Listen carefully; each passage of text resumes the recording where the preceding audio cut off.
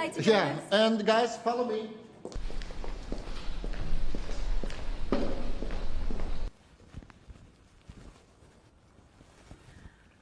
Well, hi Jonas. Thank you so much for joining us today. It's fantastic to see you here. I have to say, it looks like construction is progressing very rapidly. What a view here and what a huge space. It's amazing. Only a couple of days ago I was walking by and they had done nothing. So floor after floor is getting better every day. It's pretty exciting. 3 different floors you are taking over here. Huge expansion plans. So I guess when we look ahead over the next kind of 11 months, what is your overarching plan for 2022? Yeah, first of all, if we start with Dubai, we will have more than 100,000 square feet of office space here, and we will also open up a 20,000 square feet of space for members around the world, for influencers around the world to come here and to be a part of, to have the chance to see our new products and services and to actually feel them live. So it will be a great place. And what more for 2022? We will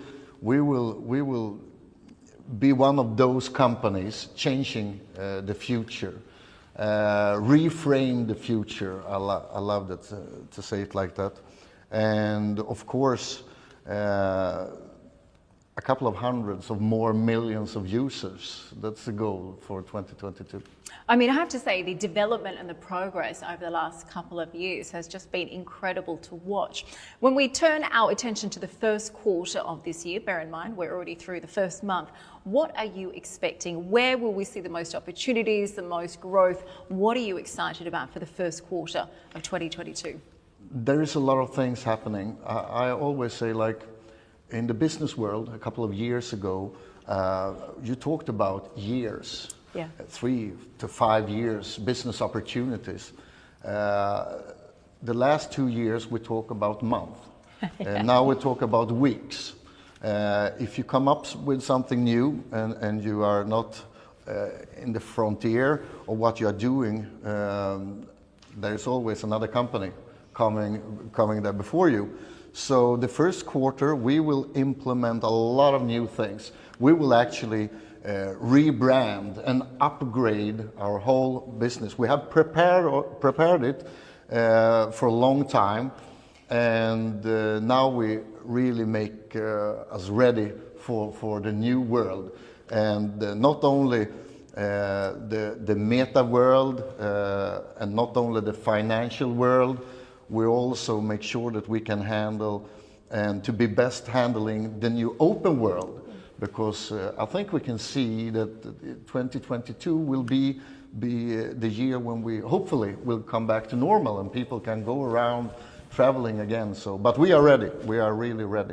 Yeah, absolutely. Let's certainly hope that 2022 is that year. And I think you're absolutely spot on when you talk about some of the changes and the progress of change. When we think just a few years ago, words like metaverse didn't exist. No one knew anything about NFTs or cryptos. And I guess to be a part of a company like this that is so rapidly progressing is pretty special. Now, we are located here in the very heart of Dubai, and pretty much a construction site right now. Yeah. Tell me a little bit about your plans specifically here on the 29th floor. Yeah, actually I want people when they travel to Dubai to be able to take a step into the future. Yeah. And to take a step into the future don't mean that you take a step into 25 or 2026.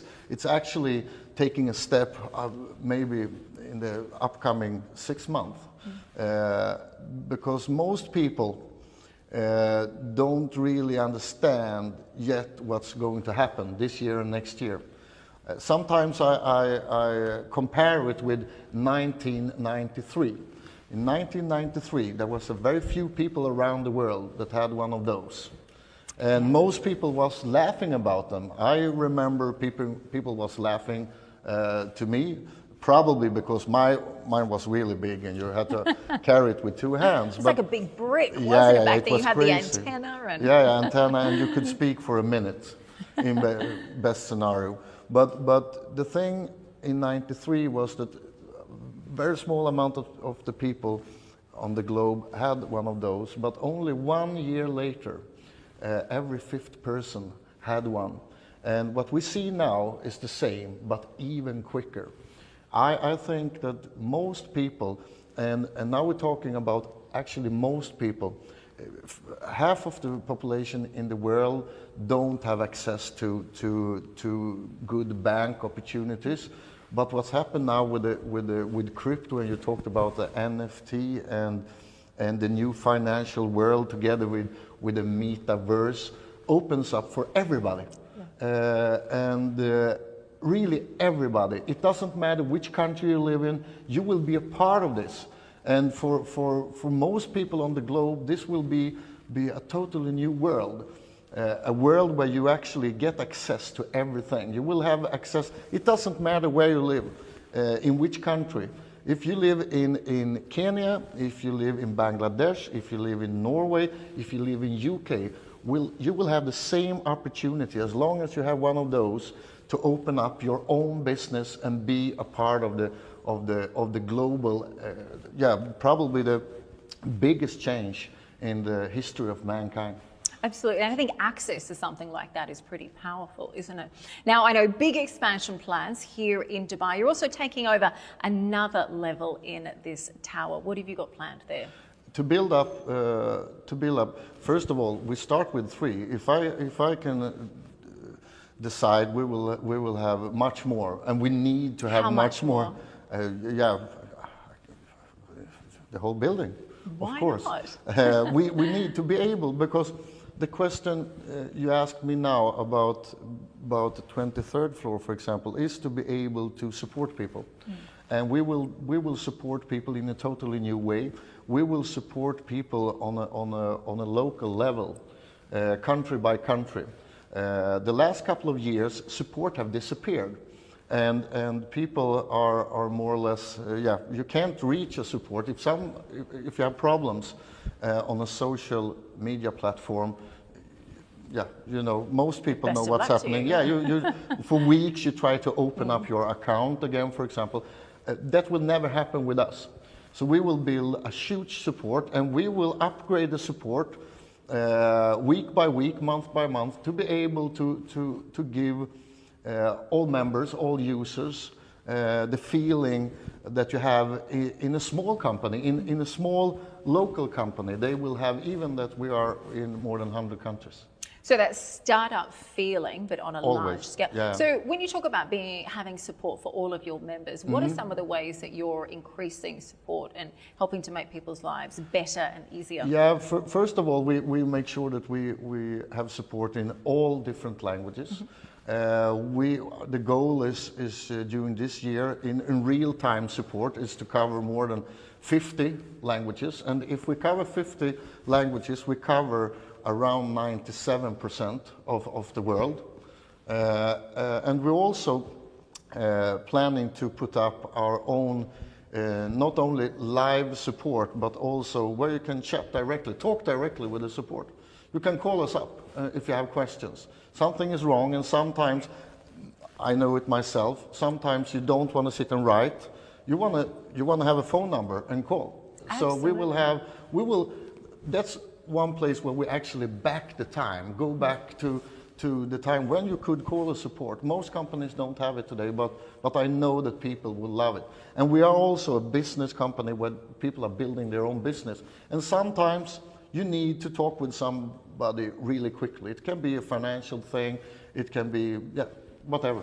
So that's I think you're absolutely spot on. I think sometimes we just want to pick up the phone and have that human connection, have that human touch, rather than speaking to the chat bot. You are writing on the chat box, and this is going round and round and round, and you're waiting, and you're sitting there with your account, and you want to do something, and it takes like 10 minutes, 15 minutes, and then some auto bot is coming and telling, my name is Lena, and you understand this is not a real person. So sometimes you just want to do it. And this is actually one of those things that I was really pushing for, because I know myself. When you do business, if you do things for fun, only for fun, it's another thing. But when you do business, serious business, sometimes it's like you need it right now. And we want to do that. And I think that will have a great impact on all people's businesses. Yeah, absolutely. I think it's about making business more accessible, easier, and more efficient as well. Now, you spoke a little bit earlier about obviously being in touch with so many countries around the world, different languages, different people. We've heard rumours you might be opening an office in Singapore too. What can you tell us about that? Yeah, and that's actually not a rumour anymore. We are going there, and we have prepared it for actually quite a long time.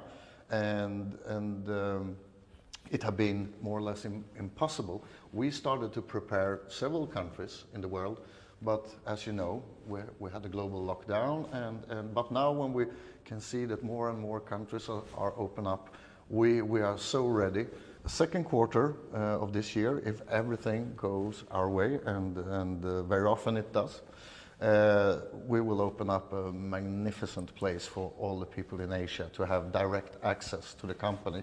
And that's another step into what I have been talking about the last year, to give all people around the globe the experience of us being a local company, where they should feel that we are really in each and one of the countries.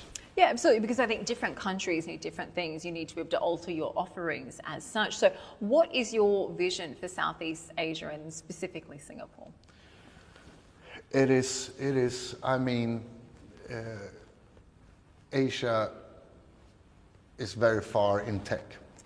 And we have millions of people already doing an amazing job. And this is a part of the world with big expansion in tech, and they, when you work there, they expect a lot from us. They expect good service. They expect that we do what we promise. And one promise since day one actually was to go to Asia and to show all the millions of members that we will be here for a very long time, and we are ready to support every single one of you in your own language. So it's a huge thing. So we actually take more or less what we have done in Dubai, and we lift it up and we move it and put it down in Singapore. Do you know, I like that, because Dubai has really always looked to Singapore for an example. So it's nice to be able to switch things around a little bit. I guess, what are you most excited about when it comes to looking to Singapore and other new markets like that? What are you most looking forward to moving in there? To bring CROWD1 to where we have a big group of people and provide them with everything they need. Yeah, absolutely. I think to be able to give them that human touch, like we were saying, and be able to begin that's very important. That relationship. Well, finally, I wanted to ask you, Singapore, big news there. Any other new markets that you're looking at? What else can you tell us? In 2022, if the world opens up, we will also very quickly make sure that we make a strong presence in South America, and also a strong presence in Africa. That's my promise. In Europe, we already we are based both in Spain and in Sweden, and we will have another office also in Europe. Now probably the people around me are looking and don't say more, don't say more. I always want, but we will go around the world, make sure that Africa, South America, and Europe have more presence also. And if it's open up, we have prepared it for a long time, so it will be like this. Efficient, that's just what you're going to be a busy man, I have to say. That's Jonas, my goal. Thank you so much for making time for us, though. Really lovely to speak with you, and I have to say, incredibly exciting to hear about the plans in the 12 months ahead. Thank you. Thank you too.